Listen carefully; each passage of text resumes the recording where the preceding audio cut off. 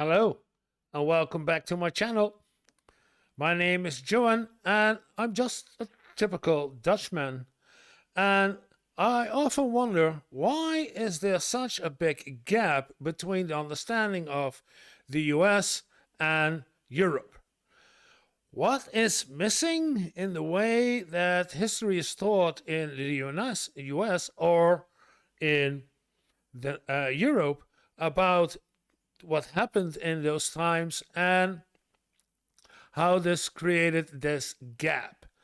And I diving into the US history to find those instances that I think, wait a minute, there is a small ripple there that's creating this gap, or there's something that is really missing in US history that we need to talk about.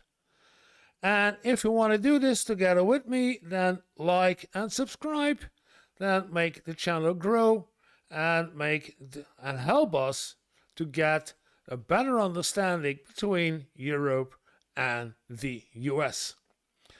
And this time I'm reacting to the video how the Netherlands helped America gain independence and how it cost them. We have to pay daily for it? Well, let's see. Once wrote, "Geography without history seemeth a carcass without motion." I already like and subscribe to this channel, and damn,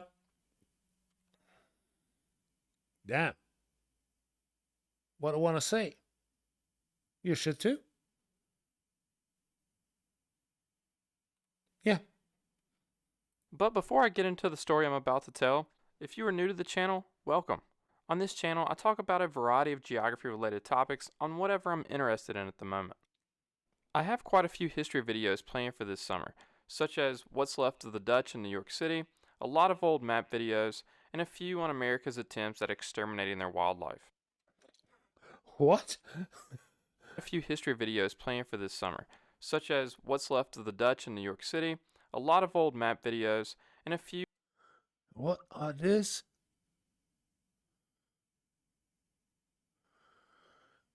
Are those buffalo skulls? Bones? on America's attempts at exterminating their wildlife. Exterminating the wildlife. So if these are topics that interest you as well, hit the subscribe button, and hit the bell if you want to get notifications on new uploads. Now let's go ahead and get started. If you know more than a little about the American Revolution, you know that France played an important role in America's victory for independence by providing money, men, and material. Man, money, and materials. Yeah, we know. The French were there. But we were there too. But there is another lesser-known contributor to the United States victory, the Netherlands. Its official name at the time was the Republic of the Seven United Netherlands, also commonly known as the Dutch Republic. This is the predecessor state of modern-day Netherlands, though at the time this also included parts of modern-day Belgium. Now, the Netherlands wasn't officially an ally of the United States, nor did they support the United States with soldiers, both of which probably contributes to why they are often forgotten. Great Britain... Yeah, okay. Because we didn't die for you guys, we are forgotten. Thank you. actually saw the Netherlands as an ally of theirs at the beginning of the revolution, but the Netherlands officially declared themselves neutral in the war. What the Netherlands was more interested in than a US victory was making money. I would say so, yeah. Money! And they weren't too concerned with who they were making the money from, but by the end of the war, the United States and the Dutch Republic would have a common enemy. This is how the Dutch would support the war effort: trade. Before I go further, let me first provide some context. At the time of the American Revolution, though slowly declining in power by the 18th century, the Netherlands was a global leader in trade, controlling territories across the globe and a worldwide network of seafaring trade routes. Historians and economists debate on what exactly drove this small nation of only about 16,000 square miles or 42,000 square kilometers to become such a power. But historically, the Netherlands have accepted a high number of immigrants, which often brought with them skills and capital that could be reinvested. The country's inhabitants have also historically had a hard work ethic that emphasizes efficiency, which many historians say is rooted in its Calvinist past. But its rise to becoming a great seafaring nation is also rooted in the Netherlands' physical geography. This is a coastal country, lies extremely low in elevation, and is essentially one giant river delta, which has made it prone to flooding. I actually made a whole video on how the Dutch have adapted to its geography. How the Dutch created the Netherlands. Yeah, we did it. If you want to check that out, I've left a link in the comments below. Water and the terrain shaped by it is why the country rides bikes, grows tulips, and has hundreds of windmills. But Yeah, it's always the windmills that they're showing off. This is Kinderdijk. It's a special street. It's the only street, the real street. It's the only part in the Netherlands that still has windmills, and they always show Kinderdijk. There are not that much windmills anymore. Ah! water didn't just shape culture within its mainland borders.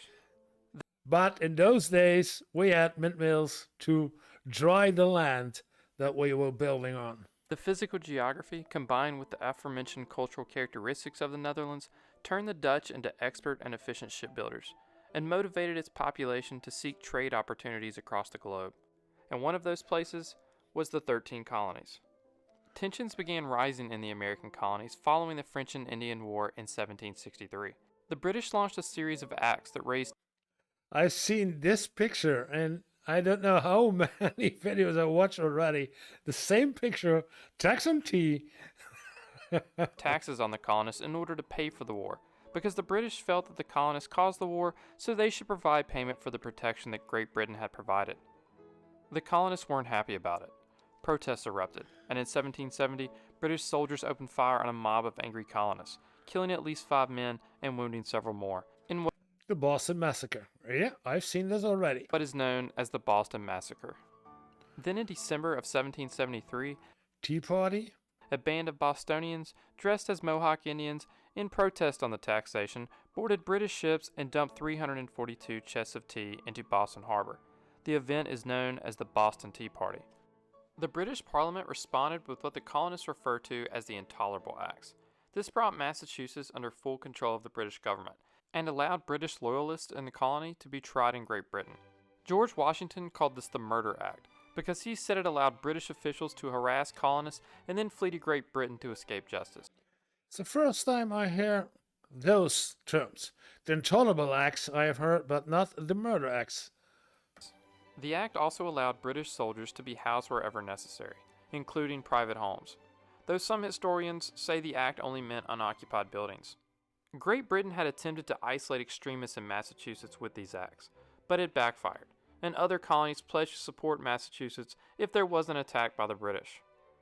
The colonists prepared for war. The British, for obvious reasons, refused to sell arms and ammunition to the American colonists, and they banned other countries from doing so as well. In 1774, Britain declared the export of war materials to the colonies to be illegal, and therefore subject to search and seizure.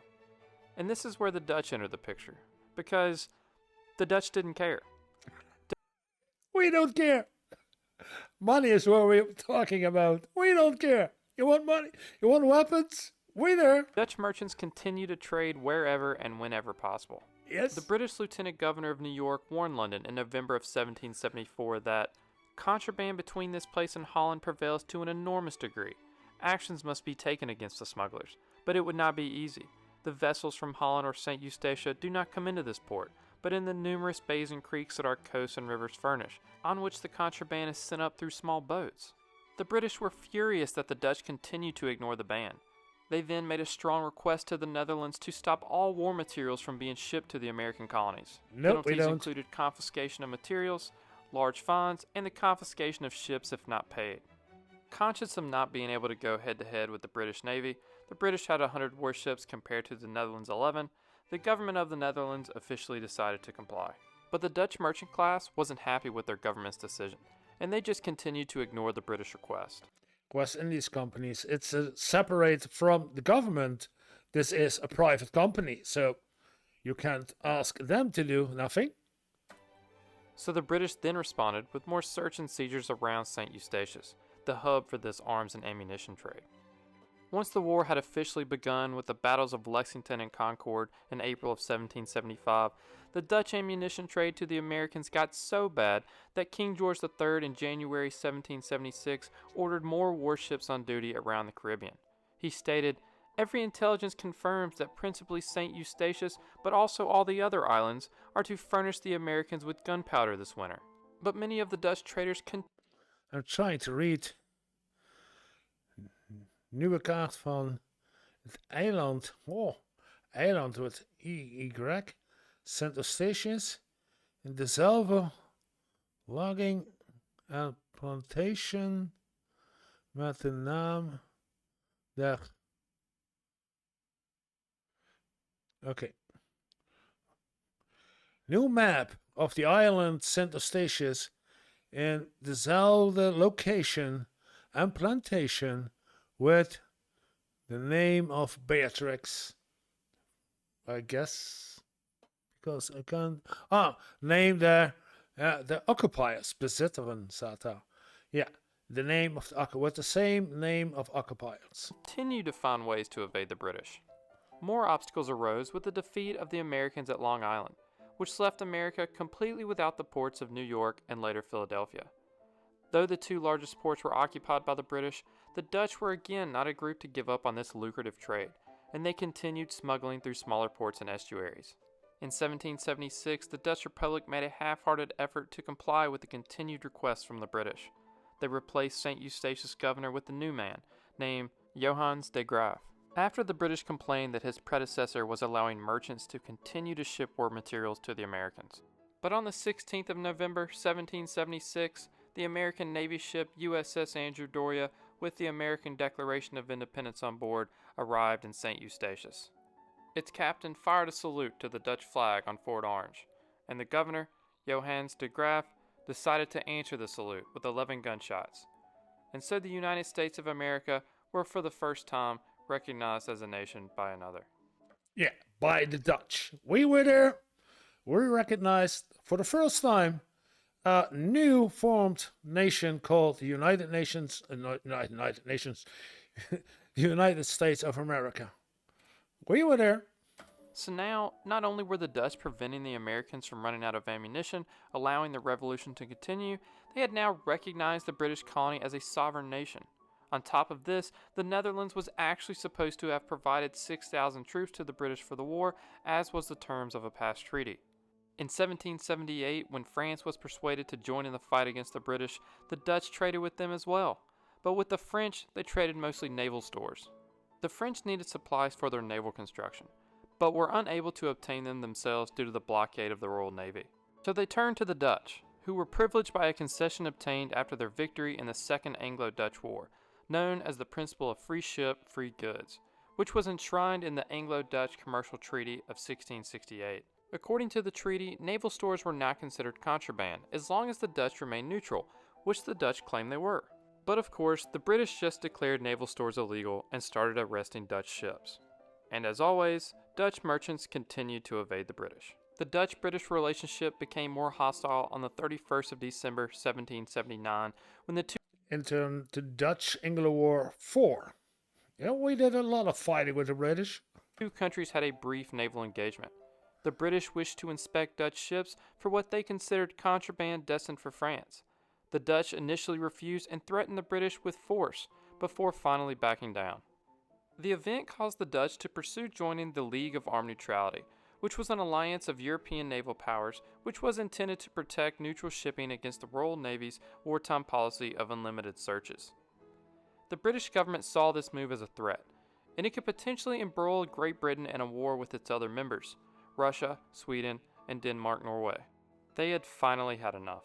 Great Britain officially declared war on the Dutch Republic, and they began attacking their former allies' colonial economic interests, including St. Eustatius, in what was known as the Fourth Anglo-Dutch War. Yep. One head-to-head naval battle did take place, the Battle of Dogger Bank. Both sides took hundreds of casualties. Tactically, the battle was a draw, but it was a strategic victory for the British. The Dutch did not have the naval strength to continue going head-to-head with the British. This allowed the British to continue their oppression against the Dutch merchants.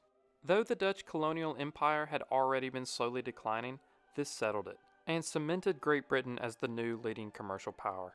Though the Netherlands' economic self-interests were a large motivator for the support of the American Revolution, Dutch citizens, probably more so than the Dutch government, became more sympathetic to the American cause as the war progressed.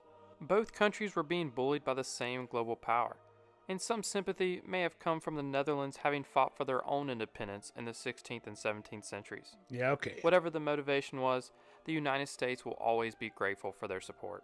Historian Barbara Tuchman Until they put on tariffs. No, it's not fair. It's not fair. claims that it's possible that the American Revolution would not have survived without the Dutch ignoring the ban on war materials and successfully evading the British. On February 27, 1939, President Franklin D. Roosevelt presented a plaque to St. Eustatius. Mounted on the flagpole inside Fort Orange, it reads, "In commemoration of the salute to the flag of the United States, fired in this fort on 16 November 1776, by order of Johannes de Graaf, Governor of St. Eustatius, in reply to a national gun salute fired by the U.S. brig of war Andrew Doria. Here the sovereignty of the United States was first formally acknowledged to a national vessel by a foreign official." Yes! If you enjoyed this video, please hit the like button and subscribe for more geography videos. Thank you for watching. Yes. I noticed. I did notice that we were there too. It's often I didn't hear anything about it. But I know we were there. We were there too. We were right at your side helping you guys to get independence. Now it's open. Now you knew the same as I knew. That's a smaller gap, closing in the gap. Like, why is there such a misunderstanding? Well, we were there too. We know what you went to because we went to it on our own. So, if you enjoyed the video, like and subscribe, and we will see each other in the next one.